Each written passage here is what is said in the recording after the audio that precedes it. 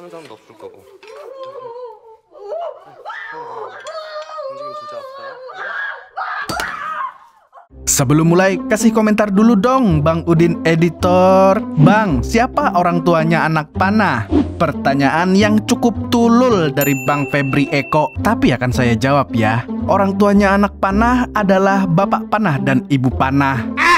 Oke, lanjut pantun aja ya. Ke Malioboro naik skuter, balapan sama Mbak Ciripa. Kalau kamu memang pintar, sepatu dari kaki gunung mereknya apa coba?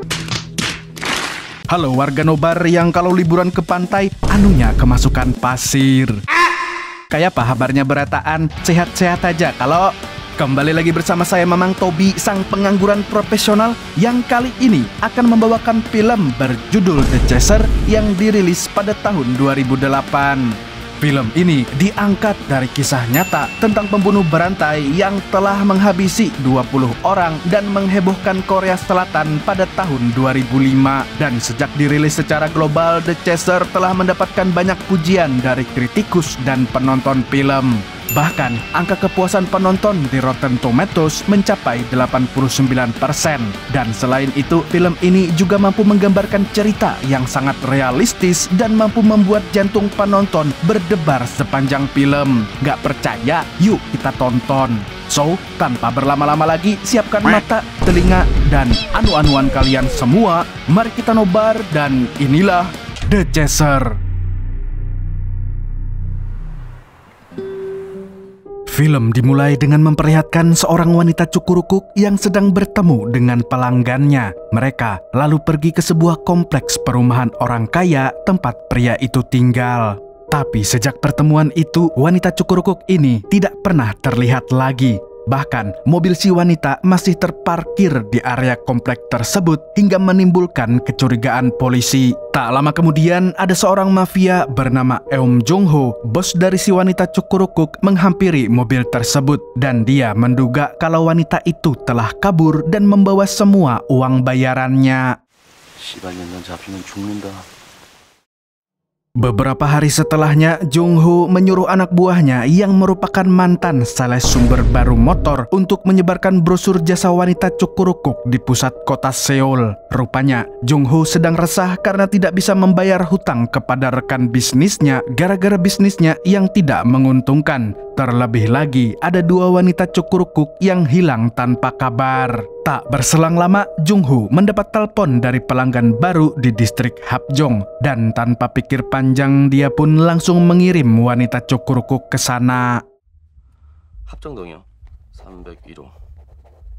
네, 지금 보내드릴게요. Singkatnya, wanita kiriman Jung Ho sampai di tempat pria yang mengordernya. Dan sebelum melakukan pekerjaannya, dia memutuskan untuk mandi terlebih dahulu agar saat melayani pelanggannya, dia tidak bau terasi. Namun ternyata, di balik kamar mandi sudah ada orang lain yang bersembunyi untuk merekamnya. Sontak si wanita marah sebab dia dibayar untuk melayaninya tanpa direkam. Dia pun akhirnya memilih pergi dari sana. Akan tetapi si pelanggan merasa kesal karena sudah mengeluarkan banyak uang. Gara-gara insiden ini, Jung Ho langsung mendatangi hotel tersebut. Dia pun merasa bersalah melihat pegawainya yang terluka. Dan tanpa basa-basi, dia pun memberi pelajaran dengan menggampar pelanggannya berkali-kali.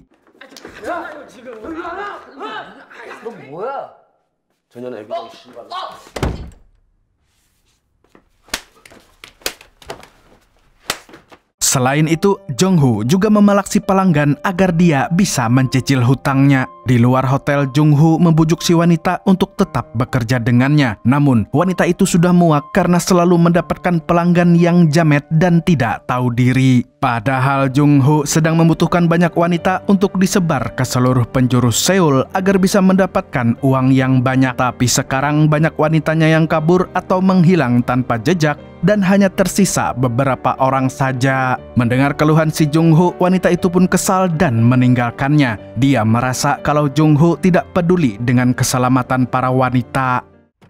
야, 어딜 내? 야! 아, 나 전혀 저 성질 저거. 아이씨.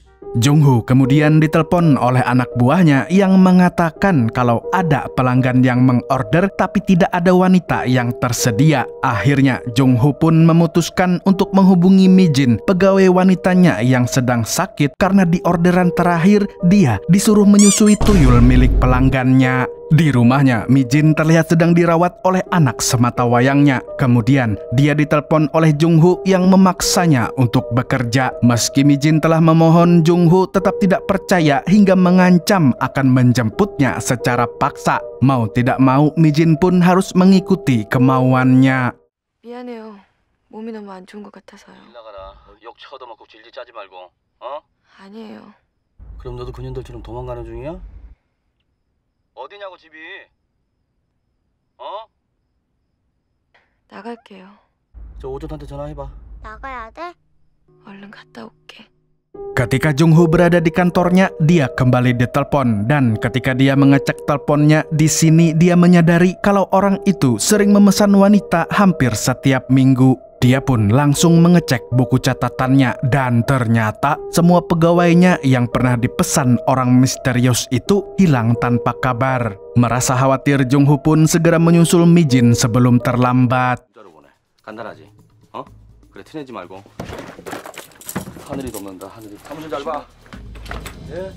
Di sisi lain, Mijin berusaha menyembunyikan rasa cemasnya sambil mengendarai mobil bersama pria yang dicurigai oleh Jungho. Dia adalah Yoo Young Chul atau kita panggil saja dia Samidi karena namanya susah dan karena ia adalah orang yang tidak bisa menahan nafsunya. Di sisi lain, Jungho menelpon temannya yang bekerja di kepolisian untuk meminta bantuan dan di sini terungkap bahwa Jungho pernah menjadi seorang polisi sebelum akhirnya banting setir jadi mafia cukurukuk. Namun karena temannya sedang bertugas mengamankan pejabat, dia pun terpaksa harus pergi sendirian.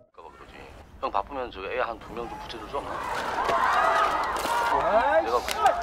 형. 아이씨. Bersamaan dengan itu, Mijin diajak masuk ke rumah Samidi yang besar tapi mencekam seperti rumah orang-orang kaya di film horor. Dan di sana, Mijin berpura-pura mandi untuk menghubungi Jungho. Di waktu yang sama, Jungho sudah sampai di depan mobil Mijin sambil menunggu kabar darinya. Tapi sayang sekali, lokasi kamar mandi yang tertutup membuat sinyal HP-nya tidak stabil. Lalu tidak berselang lama, Mijin merasakan kejanggalan di dalam kamar mandi tersebut. Dan ketika dia mengecek bak mandinya,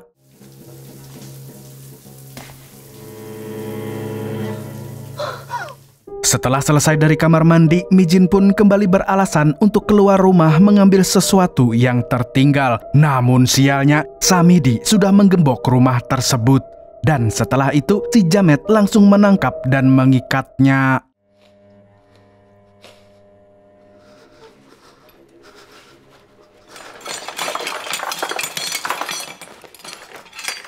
Di lain pihak, Jungho semakin cemas dan memutuskan untuk langsung mencari Mijin. Sementara itu, Samidi terlihat sedang bersiap untuk menghabisi wanita tersebut. Dan ternyata, wanita yang hilang selama ini bukan diculik atau dijual, melainkan dibunuh oleh Samidi. Namun, seperti psikopat pada umumnya, Samidi tentu saja tidak langsung membunuhnya. Dia justru menyiksanya terlebih dahulu sampai dirinya merasa puas. 당연히 참는 사람도 없을 거고. 움직이면 진짜 아프다. Saat Samidi sedang menyiksa Mijin, ada sepasang lansia yang datang ke rumah itu untuk menanyakan Tuan Park yang ternyata adalah pemilik aslinya. Karena takut dicurigai, Samidi pun mempersilahkan mereka masuk. Dan di sini terungkap kalau Tuan Park sudah lama tewas dibunuh Samidi. Dan sekarang giliran kedua lansia itu yang dia kirim ke alam barzah. 니네 왜 이렇게 사람을 괴롭혀? 어? Agar tidak ketahuan polisi, Samidi langsung keluar dan memindahkan mobil milik kedua lansia. Dia lalu berkeliling gang untuk mencari tempat parkir yang tersedia. Tapi secara tidak sengaja, mobilnya terserempet mobil Jungho.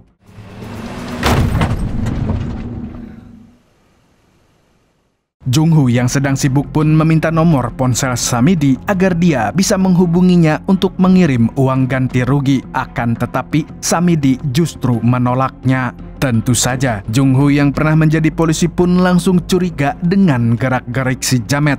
Apalagi dia juga melihat bercak darah di baju Samidi. Untuk membuktikan dugaannya, dia akhirnya menelpon nomor Samidi yang digunakan untuk memesan wanita. Dan benar saja, Samidi adalah orang yang membuat para wanitanya hilang entah kemana. Melihat Jung Ho yang ingin menyergapnya, Samidi pun langsung berlari sekencang mungkin.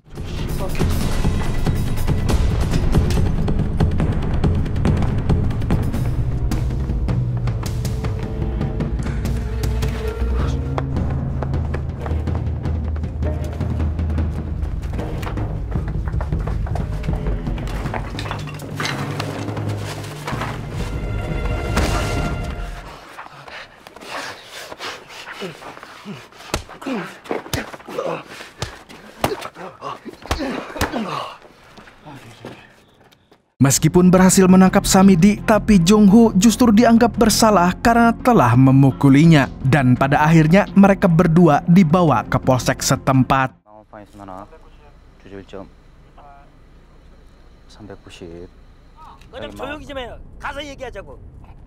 Di kantor polisi, Jung Ho menelpon teman polisinya untuk meminta bantuan agar bisa dilepaskan dari sana. Sedangkan Samidi sedang diinterogasi oleh para polisi. Tapi mereka sangat marah karena Samidi kebanyakan mengelak dan tidak mau menjawab pertanyaan dengan baik. Di sini, polisi mulai curiga kalau Samidi sedang menyembunyikan kejahatan sebab semua keterangan yang dia berikan sama sekali tidak valid. Bahkan identitasnya pun tidak jelas. Hingga pada akhirnya psikopat ini dengan santuinya mengaku telah membunuh banyak orang, termasuk pegawainya Jung Ho. Mendengar hal itu, polisi pun sangat terkejut. 죽였어요. Di sisi lain, teman polisi Jung Ho yang bernama Gil-woo menduga kalau Samidi adalah pembunuh berantai yang telah membunuh belasan orang di distrik lain. Dia lalu meminta polisi yang ada di kantor untuk menyerahkan Samidi kepadanya agar kasusnya bisa diambil alih oleh divisinya. Namun mereka tidak mau menyerahkannya hingga terjadilah keributan antar polisi. Tapi setelah mendapatkan perintah resmi dari kepala polisi, Samidi pun akhirnya diserahkan kepada Gil-woo. Dengan bantuan Gil-woo pula, Jung Ho dilepaskan dari ancaman penjara sebab di Korea kalau punya orang dalam semuanya jadi mudah. Jung Ho kemudian melihat mobil yang sebelumnya dikendarai Samidi dan di sana dia menemukan fakta bahwa mobil itu adalah mobil curian. Selain itu, dia juga menemukan beberapa kunci yang bisa menjadi petunjuk untuk mencari Mijin. Di sisi lain, Gil-woo sedang menginterogasi Samidi di perjalanan menuju kantor polisi pusat. Tapi di tengah interogasi itu, Samidi memberitahu bahwa kemungkinan Mijin masih hidup dan mengatakan kalau Mijin disekap di wilayah kota Anyang. Namun, Gil-woo tidak terlalu percaya dengan bacotannya. Di waktu yang sama, Jung Ho kembali mencari Mijin dengan berbekal kunci dan juga petunjuk yang ada. Tapi sayangnya, pencarian itu sama sekali tidak membuahkan hasil. Akhirnya, dia pun menyuruh anak buahnya untuk mencari Mijin di distrik lain. Sedangkan dirinya akan kembali ke kantor polisi untuk mencari informasi tambahan. 꼭대기 보이지? 예. 제가 신고하죠. 아이 새끼. 걔도 또 알아? 아 근데 뭐하러 했어? 이 찾아야 될 거 아니야. 알았어요. 예.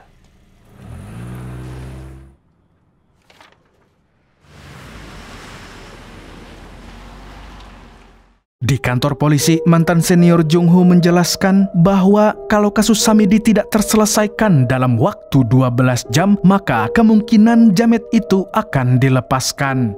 Di sisi lain, Samidi sedang diinterogasi oleh Gil-woo dan timnya. Dan seperti orang yang tanpa beban, dia kembali mengaku kalau dia sebenarnya sudah membunuh 12 orang. Intinya, dia ingin diakui sebagai pembunuh berantai yang sangat kejam. Dan yang paling menyebalkan adalah dia merasa senang jika polisi kesulitan mencari bukti bahwa dia adalah seorang pembunuh. 잘하고 있어. 응? Gil-woo pun menjelaskan kepada Jung-ho bahwa petugas polisi sedang menuju rumah Mi-jin untuk mencari bekas rambutnya untuk dijadikan bukti DNA. Merasa bertanggung jawab atas hilangnya Mi-jin, Jung-ho pun ikut ke sana. Dan ternyata dia baru tahu kalau Mi-jin memiliki seorang putri yang masih bocil. Setelah selesai mengambil sampel DNA, Jung-ho merasa iba kepada anak Mi-jin dan akhirnya dia memutuskan untuk membelikan makan malam untuk si bocil.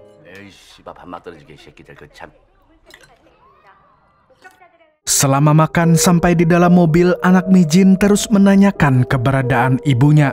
Jung-ho yang merasa bersalah pun tidak dapat memberikan jawaban yang pasti. Hingga akhirnya Jung-ho menitipkan Mi-jin ke anak buahnya sementara dia pergi mencari Mi-jin.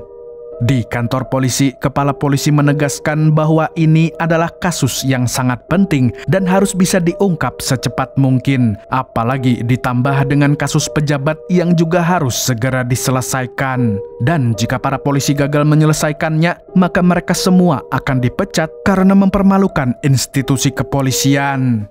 처자식들 굶겨 죽이기 싫으면 확실하게 마무리죠. 알지? 예. 네.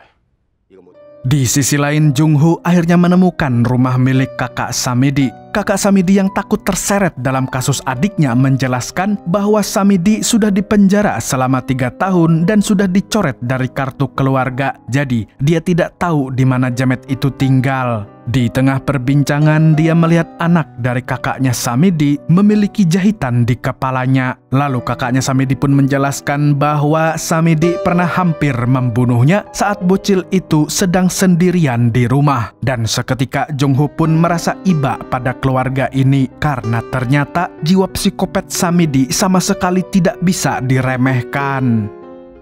집엔 그 새끼밖에 없었어요. 밖에 나갔다 왔더니 피를 철철 흘리고 있더라고요.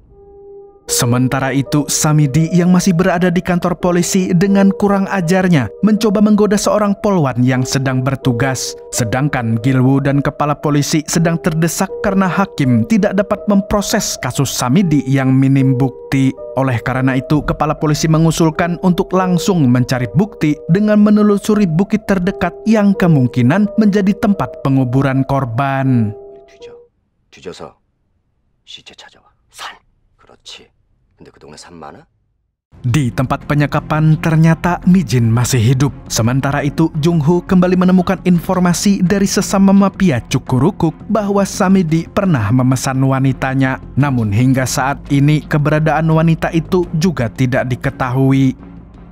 Karena situasinya semakin rumit, Jung-ho pun beristirahat sambil membelikan mie instan untuk anak Mi-jin. Ketika itu, anak Mi-jin menjelaskan bahwa ayahnya sedang bekerja di Brazil sebagai supirnya Neymar, tetapi dia tidak pernah bertemu dengan sang ayah.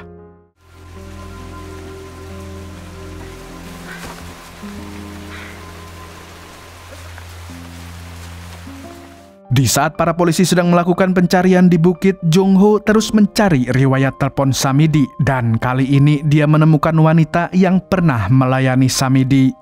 Wanita ini menjelaskan kalau Samidi menderita impoten sehingga dia tidak bisa memuaskan nafsunya. Jadi sepertinya dia membunuh karena merasa kalah di dunia laki-laki. Sehingga untuk membuktikan kejantanannya dia perlu melakukan hal-hal yang kuat.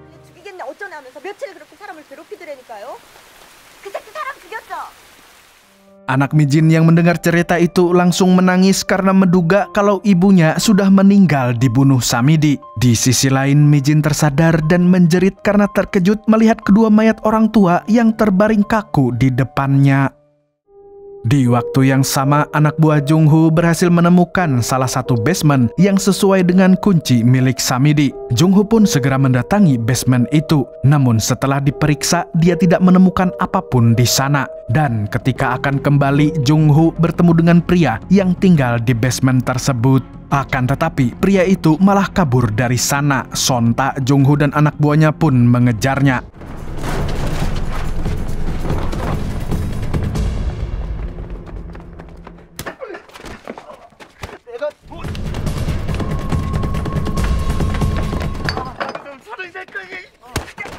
Dan setelah tertangkap, pria itu menjelaskan bahwa Samidi hanya menumpang sementara di sana lalu meninggalkan lukisan patung salib di dinding basement.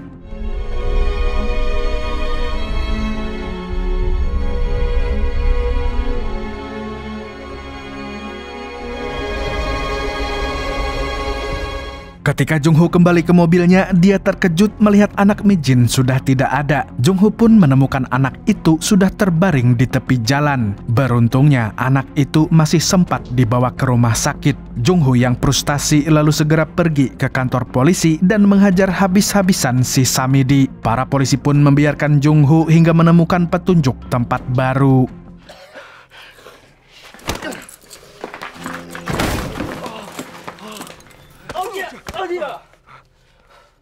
Mereka pun akhirnya segera menuju tempat itu dan mencari bukti baru. Namun sayangnya selama pencarian berlangsung, para polisi dan Jung-ho tidak menemukan bukti pembunuhan oleh Samidi. Bahkan Gil-woo kesal kepada sikap Jung-ho yang tidak sabaran. Di kantor polisi, jaksa menemui kepala polisi dan bilang bahwa ini adalah cobaan yang berat bagi mereka. Gagalnya menjaga penjabat ditambahnya gagalnya menangkap pembunuh hanya akan menambah citra buruk kepolisian. Jaksa pun akhirnya menyarankan untuk mengkambing hitamkan Jung-ho karena telah memukul Samidi.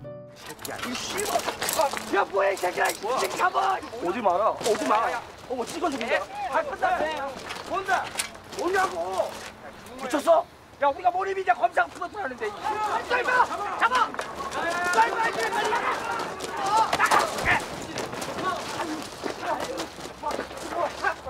Jung-ho pun langsung ditangkap di tempat dan dibawa ke dalam mobil oleh tim Gil-woo. Namun di tengah perjalanan, Jung-ho berhasil melarikan diri dengan dibantu oleh salah seorang bawahan Gil-woo yang percaya kepada Jung-ho.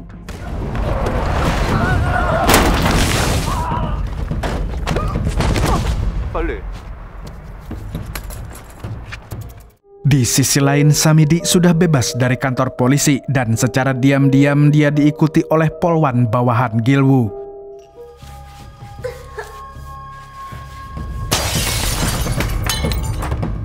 Mi-jin pun sudah bebas dari tempatnya. Dia lalu pergi ke warung terdekat untuk meminta tolong. Beruntung dia menemukan seorang ibu pemilik toko dan meminta bantuannya. Mi-jin pun mencoba menelpon Jung-ho meski tidak ada jawaban sama sekali. Secara kebetulan, Samidi yang kehabisan rokok segera menuju warung yang ternyata tempat Mi-jin bersembunyi. Ibu pemilik warung yang sedang ketakutan pun meminta Samidi tetap di situ untuk menemaninya. Di sini Samidi bersedia, lalu dia pun meminta sebuah palu dengan alasan untuk berjaga-jaga. Namun ternyata palu itu Samidi gunakan untuk membunuhnya. Dan pada akhirnya Samidi menemukan Mi-jin yang terlihat sudah duduk pasrah di warung itu, dan inilah yang terjadi.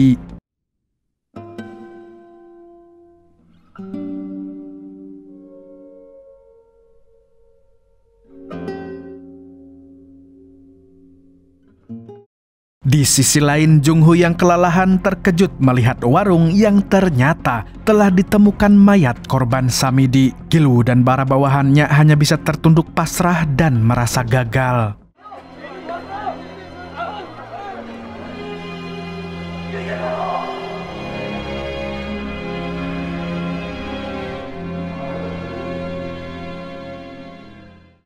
Keesokan harinya, Jung-ho kembali ke rumah sakit untuk menjenguk anak Mi-jin. Dia memerintahkan anak buahnya untuk menjaga anak itu. Gil-woo dan para polisi sedang sibuk mencari keberadaan Samidi. Sementara Samidi sedang bersantai sambil memandangi akuarium berisi potongan tangan. Dolar kuning ini. Di lain pihak, Jung-ho kembali ke lokasi pembunuhan Mi-jin dan menemukan rekaman telepon Mi-jin yang bilang kalau dia ingin berhenti bekerja karena sudah tidak sanggup lagi. Jung-ho kemudian menemukan petunjuk ketika dia melihat kalender yang menunjukkan tulisan gereja Mangwon, yang seketika membuat Jung-ho akhirnya menyadari kesamaan lukisan salib di basement dengan patung salib yang ada di gereja Mangwon.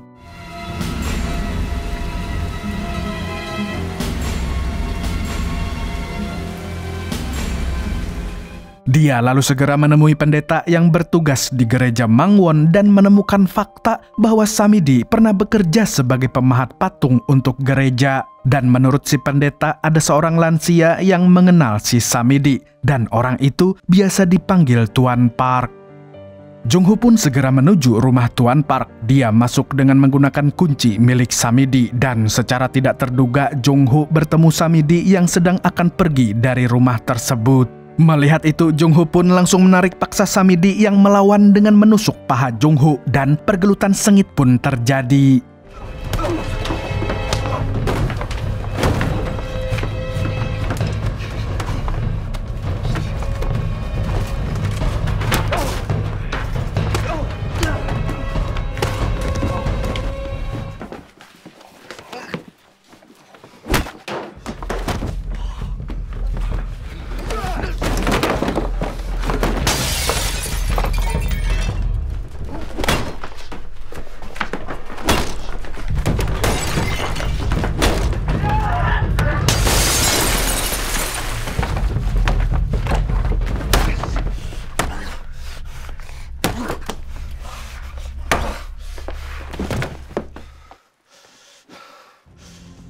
Saat Jung Ho berhasil memojokkan si psikopat Samidi, sayang sekali warga nobar semua. Di saat yang bersamaan, Gil-woo dan pasukan polisi datang menahan Jung Ho sehingga dia gagal menghabisi Samidi bangsa.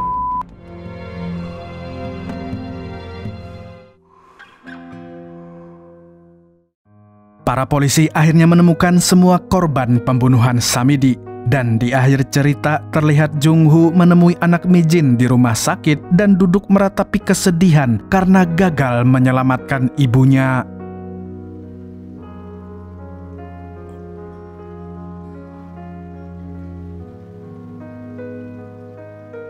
Dan film pun tamat dengan ending yang sangat getir.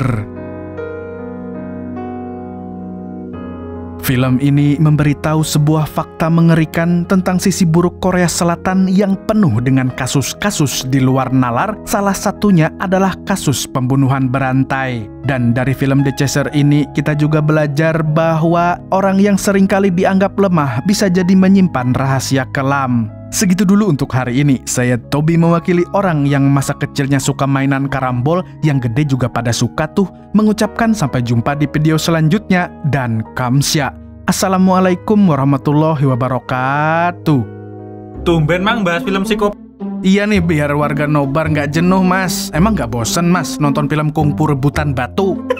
Yang bajai kemarin itu ya? Tapi kemarin penontonnya pada suka tuh kayaknya Mang. Iya ya, tapi masa nggak suka film psikopat sih? Seru loh, Kang Rudy Galon tuh psikopat sejati. Wong dia kok yang nyaranin film ini. Katanya dia sih, wong saya suka, emang kenapa?